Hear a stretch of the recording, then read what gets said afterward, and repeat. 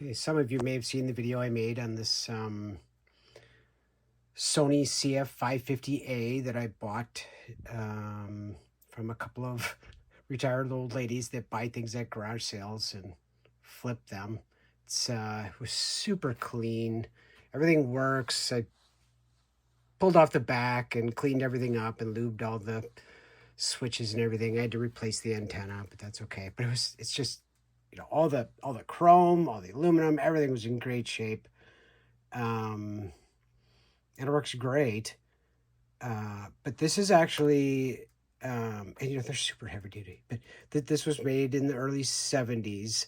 And again, this is a 550A, but this was not the top of the line. The top of the line was the CF-580, which they don't come up for sale very often, or at least not around here. And on eBay, they're kind of silly expensive. People at least ask, $400, $500, $600, $700, which seems a little extreme, but one actually popped up on Marketplace in the Minneapolis area for kind of the same price as this one. This thing was $40. It was in the same neighborhood. But it is the polar opposite of cleanliness. Like this one was almost in like original new condition.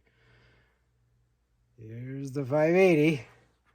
This thing, if there was like a barn find category for electronics, this would like take the blue ribbon. It's really incredible. I asked the woman where it came from. She knew any history, and she said no, they bought a cottage up in northern Minnesota, and this was in there, and they were just selling stuff. She, clearly advertised it as for parts, which unfortunately, God, I hate to just say it, but it might end up being a parts unit. It's so dirty.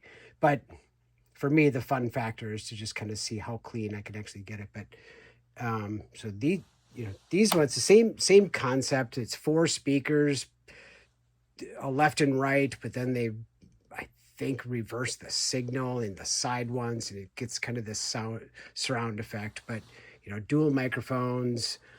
These are just more power, and I think possibly a little better wow and flutter on the cassette and things like that. I'm not sure. But so I haven't, honestly, I just picked it up this afternoon and just plopped this thing down, and I haven't even really looked at it, but it seems like it's complete except for one thing. And this one has some stuff that this guy doesn't have. This has a light on the dial, but it's, look at this, really, you can barely see through this thing. I don't know. I didn't grow up on a farm, but this seems like this was in a barn, and birds were using it as like a perch or something. I just can't even imagine. It's so dirty. But still has all the same functions, bass, treble, volume. The power switch, people talk about this online, but I actually don't totally. It somehow is a mechanical mechanism that comes down to this area. It's really weird. It almost feels like I can't explain it, but it's like you're hitting a sloppy play button. But obviously the function. I'll flip it around. There's actually more stuff on the back, but there's tape select. It's got normal and a couple of different chromes. Again, check that out. That's just awesome. Some of these are colored, and I don't know if the color is worn away. I'm not sure. The tuning knob, I was a little scared when I was in the car. I was like, well, let's just try and spin it and see what happens. And I was expecting the string to go ping, but no, it didn't. Actually, it turns. This is the only thing that's missing is the AFC, local DX switch. But I think I can figure that out and find something pretty similar. This one actually has a balance. So I'm touching things for the first time right now. So I hope nothing super embarrassing happens here, but got stereo and mono. I have not opened the door to the cassette player. Let's see what happens here. Look at that. Nice. Definitely looks cleaner than the outside.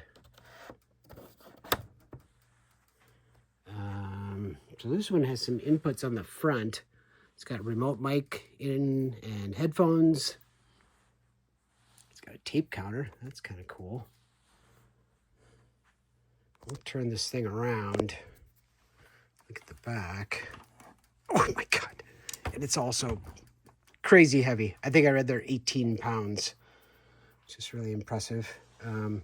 Dual antennas, both gone. That's okay. You can buy these on Amazon for, well, actually, I got one right here. I think these things were 2 for $8 or something like that. I can't remember. So got separate. So this guy has these super funky cords that the connector, I guess I can flip it around here, has 3 or 4 pins instead of 3. And depending on which pins and which connector you're using, either it goes into a 12-volt circuit for if you're using it in your car, or 120. I actually don't have the 12-volt cord, but I do have the 120-volt cord. This guy has some more options. Actually has a connector for remote antenna. It's got a phono in. That's kind of cool. Line in, line out, and external speakers. Just looking at this, 4 ohm to 8 ohm. So this thing can drive 8 ohm speakers. That is really incredible. Let's see if I can zoom in on the badge here. So it's a CF-580. I really don't know hardly anything about these other than that it's considered a pretty serious upgrade from this guy. Just from a scale of the size, you can get a sense there, right? It's not half again bigger, but almost, and it's definitely a lot heavier. So that's all the kind of okay news. The really, really, really bad news is the battery compartment. So this one, when I took the battery compartment off, it's like angels singing, it's just super minty. It's the first thing I did when I bought this. This is so heavy that I need to, I don't know if I can do this while I'm making the movie here. There we go. They always call these painters boom boxes because they always have white paint on them. I think that's kind of funny. But some of them, the battery compartment's actually missing. This one, it's here. This is it's like a fake leather finish on this thing. That's very interesting. But as soon as I pulled away, I went up the street a little bit, pulled over, because a lot of this stuff on here all seems like it's totally cleanable, but I went to look in here and I was hoping the battery compartment would look just like the other one. But alas, no. I'm not smart enough to know. Well, actually, I think they have dates on them.